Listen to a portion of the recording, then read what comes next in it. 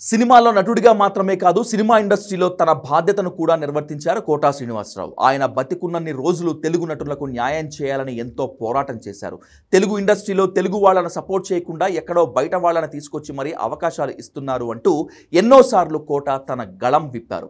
గొంతు చించుకొని అరిచినా కూడా కోటా శ్రీనివాసరావును ఎవరూ పట్టించుకోలేదు.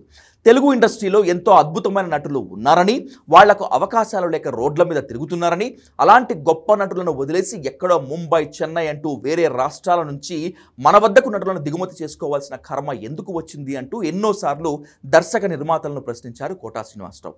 తాను కూడా ఇతర ఇండస్ట్రీలకు వెళ్ళి నటించాను అని, కాకపోతే అక్కడ మనకు విఐపి ట్రీట్మెంట్ ఉండదు, ఏదో అలా వచ్చామా నటించామా వెళ్ళిపోయామా అన్నట్లే ఉంటుంది, కానీ మనల్ని నెత్తిన పెట్టుకొని చూసుకునే వాళ్ళు ఎవరు అక్కడ ఉండరు అని చెప్పారు కోటా.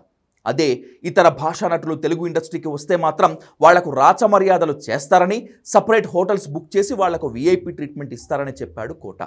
నిజంగా ఓ నానా పటేకర్, నసీరుద్దీన్ షా లాంటి నటులను తీసుకొస్తే తనకు ఎలాంటి అభ్యంతరం లేదు, కానీ అసలు మొహంలో ఎక్స్ప్రెషన్ పలకని వాళ్ళని తీసుకొచ్చి మాకంటే ఎక్కువ రెమ్యునరేషన్ ఇస్తూ వాళ్ళని ఎందుకు అంతగా నెత్తిన పెట్టుకుంటున్నారన్నారు అనే విషయం తనకు అర్థం కావట్లేదు అని ఎన్నోసార్లు ఆవేదన వ్యక్తం చేశారు కోటా శ్రీనివాసరావు. ఇలా చెప్తున్నందుకు చివరికి తనకు అవకాశాలు ఇవ్వకుండా దర్శకులు ఉండిపోతున్నారు, కానీ ఇతర భాషా నటులను తీసుకురావటం మాత్రం ఆపటం లేదు అని చెప్పేవారు ఆయన. తెలుగు ఇండస్ట్రీలో తెలుగు వాళ్లకు అవకాశాలు రావాలి అనే విషయంలో ఎన్నో ఏళ్ల పాటు యుద్ధం చేశారు కోట. ఆయనతో పాటు ఇంకొందరు కనీసం గొంతు విప్పి ఉంటే ఈరోజు ఆయన చేసిన పోరాటానికి కొంతైనా ఫలితం ఉండేది, కానీ అది జరగలేదు. చివరికి కోటా శ్రీనివాసరావు కొన్నేళ్లుగా ఈ విషయంలో సైలెంట్ అయిపోయారు. మాట్లాడితే అనవసరంగా నిజ జీవితంలోనూ తనను ప్రతినాయకుడిగా చూస్తున్నారని, అలా మాట్లాడకుండా ఉంటే బెటర్ అని సైలెంట్ అయిపోయాడు కోటా. దీనికి తోడు వయోభారం కూడా ఇబ్బంది పెడుతుండడంతో ఇంటి నుంచి బయటకు రాలేకపోయాడు ఆయన.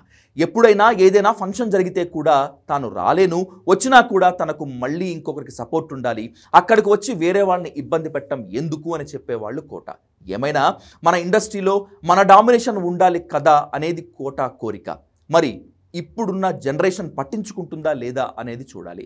ఆయన ఉన్నా లేకపోయినా మన వద్ద మన నటులు జెండా ఎగరేయాలి అని మనస్ఫూర్తిగా కోరుకున్నారు కోటా శ్రీనివాసరావు. జీవితం మొత్తం దానికోసమే యుద్ధం చేశారు.